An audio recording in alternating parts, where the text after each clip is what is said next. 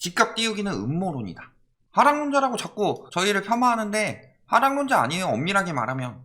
만약에 집값이 과도하게 떨어져 있다 그러면 올라야 된다고 말할 거예요.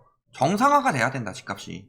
댓글 다시는 분 중에서 뭐 강남 집값 1억 돼야 된다 뭐 이런 댓글에 저희가 찬동을 하냐? 거기까지 찬동하지 않아요. 하락론자가 아니니까. 왜? 지금은 과도한 거품이 쌓여 있고 그 거품이 빠질 때까지 정상화 되는데 문제는 투기 수요라면은 그 상황에서 더 오른다 해가지고 부추겨서 이익을 볼 수 있죠. 하지만 실수요들은 낚이면 안 된다.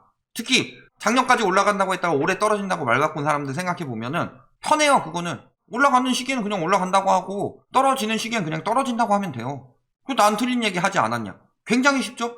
그런데 문제는 떨어진다고 그 사람이 말할 때쯤에는 이미 시장이 바뀌어서 늦었다는 거죠. 팔 수가 없다는 거죠. 특히 누가 많이 당해요?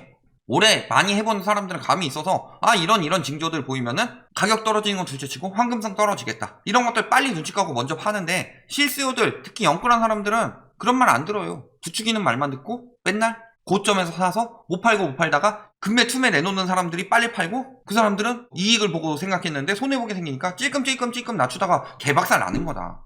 그래서 이런 징조가 나더라도 내 집 마련이 목적인 사람들은 사지 말아라. 집으로 돈 버는 것 자체가 잘못됐고 앞으로 시장이 그렇게 되지 않을 것이다.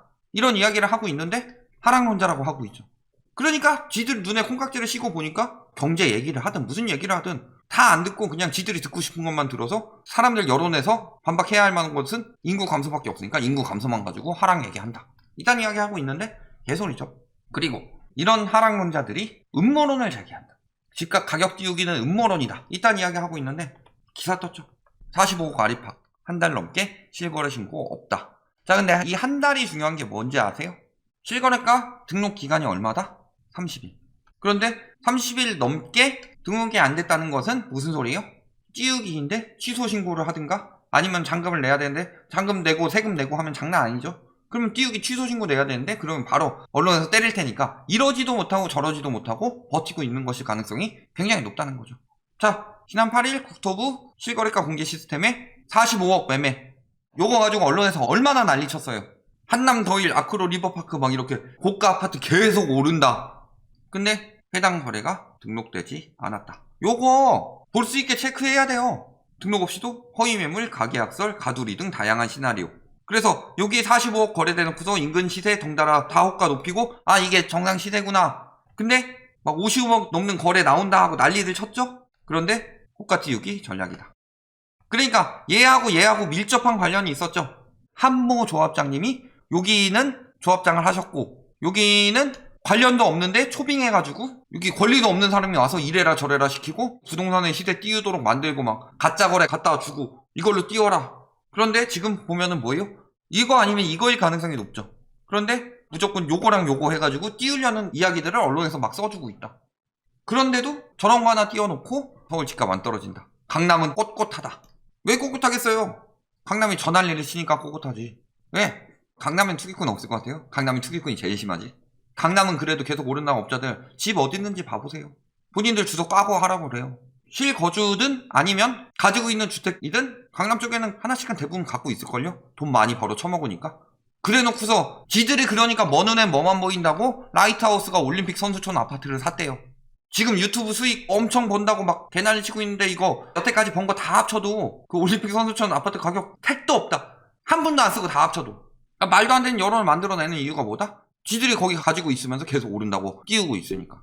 그러면서 뭐 초고가 시장으로 대출 규제와 무관한 곳이기도 하고 똘똘한 채 수요가 있는 곳.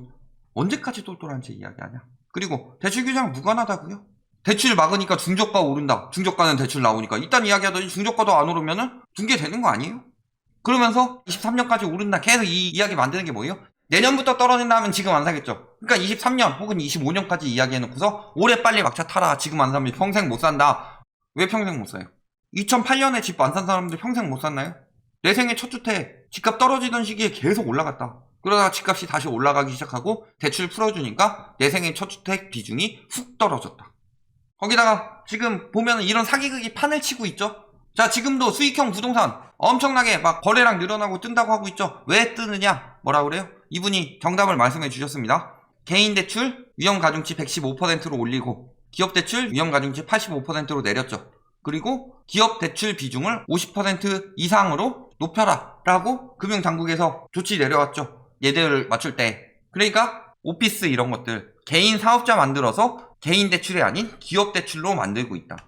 그러니까 상가 오피스 막 이쪽 거래량 늘어나는 거예요. 저것도 기업인지 아닌지 제대로 확인해서 빌려줘야 돼요. 그거를 지침이 내려와야 된다. 지금 왜 개인 가계부채 줄이겠어요?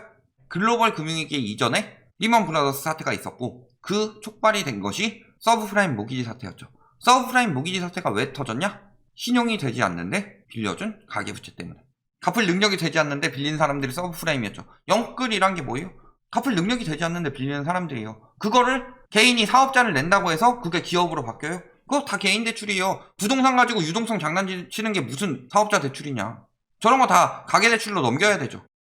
저런 건 똑바로 파악해야 된다. 예를 들어서 진짜 부동산만 가지고 장난질 치는 것 같은 경우는 사업자 대출 내주면 안 돼요. 막아야 돼요. 그런 거.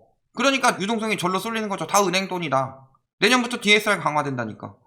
맨날 오피스 시장 때 아닌 호황. 뭐예요 이거. 오피스텔 같은 라이브 오피스 인기 뭐예요? 요거 만들어가지고 하는 거죠. 그래서 지금 막 호황이다 거래량 늘어난다 뜬다 해가지고 그러면은 사람들 계속 몰리니까 계속 개인 사업자 내고 대출 늘린다. 미친 거 아니에요 언론이? 나라 망하라고 고생을 지내고 있다. 지금 우리나라에서 가장 위기인 게 뭐예요? 맨날 지금 말 돌리려고 정부 부채 가지고 난리치고 있죠. 핵심은 가계부채예요. 왜? 가계부채는 전 정부 때부터 엄청나게 늘었고 그때는 10%대 상승률도 보였으니까. 그 다음에 국가부채는 이번 정부 때 늘었는데 이번 정부를 까기 위해선 국가부채로 까야 되죠. 그런데 국가부채보다 더 위험한 게 가계부채고 국가부채가 왜 그렇게 늘어났냐는 가계부채가 너무 많이 늘어났기 때문에 경제 위기가 오면은 가계도 일부, 기업도 일부, 그 다음에 국가도 일부 나눠서 분담해야 되는데 가계부채에 더 분담을 시킬 수가 없다. 터지기 일보 직전이라. 그러니까 국가에서 부담 받는 거고 가계부채 못 늘리게 하고 그 부담 기업에서 받으라고 기업부채도 늘린 거예요. 정신 나간 인간들아 여기서 부채 더 부추기겠다고? 눈앞에 이익에 눈이 멀어가지고 나라 망하든 말든 그런 걸 세 글자로 뭐라 그래요? 매국노. 언론에 매국노들이 판을 치고 있다. 모든 데서 경제위기 경고하고 있는데 우리나라? 그나마 뭐 코로나 잘 극복하고 뭐 해가지고 선진국 중에서 나은 편으로 가고 있다. 그래서 잘 된 거예요 지금? 경제 상황이 좋아 보여요? 왜? 그 이전부터 많이 망가져 있었으니까. 미국에선 금리 9차례나 올렸는데 우리나라는 왜 그때 2차례밖에 못 올렸냐? 가계부채가 터지게 생겼으니까. 그런데 그거 냅뒀더니 부채로 오히려 더 부풀리고 있더라. 그러면 어떻게 해야 돼요? 암이 걸렸어요. 종양이 이따만한 게 생겨가지고 계속 부풀어 오르고 있어. 그게 부동산 거품과 가계부채 종양이에요. 우리나라에 있는. 근데 금리 조금 올리고 면역력 길러가지고 낮게 해야지 했는데 웬걸 이놈의 종양이 사라질 생각 안 하고 더 증식하네? 그럼 어떻게 해야 돼요? 건강 안 좋아지더라도 수술해서 떼내야지. 금리 조금 올리고 규제 천천히 그냥 연착륙하게 25차례나 내고 이거 다 면역력 기르려고 약 치료한 거죠. 그런 와중에 옆에 와가지고 언론이 야 이거 종양에 좋은 거래 하고서 계속 옆에서 먹였는데 보니까 종양 치료에 좋은 게 아니라 진짜 종양한테 좋은 거였어. 막 커지고 있어요.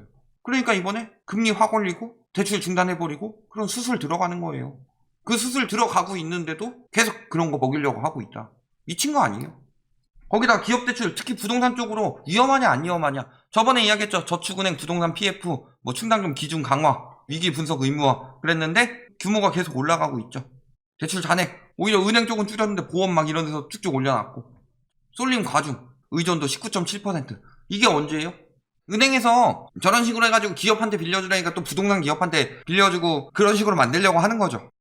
개인 사업자한테도 부동산 쪽으로 빌려주고 소형 건설사들 이런 데도 부동산 PF 빌려주고 지금 어느 수준이다? 2011년 저축은행 사태 터질 때 수준으로 부동산 PF가 올라갔다. 비중이.